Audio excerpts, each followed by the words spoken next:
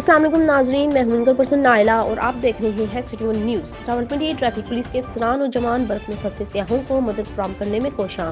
City और रावलपिंडी तैमूर खान की तरफ से बर्फ में फंसे सियाहों को खुश मेवाजात तकसीम करने का सिलसिला जारी। ट्रैफिक पुलिस के जवान बर्फ में फंसी गाड़ियों में सियाहों को खुश मेवाजात तकसीम कर रहे हैं।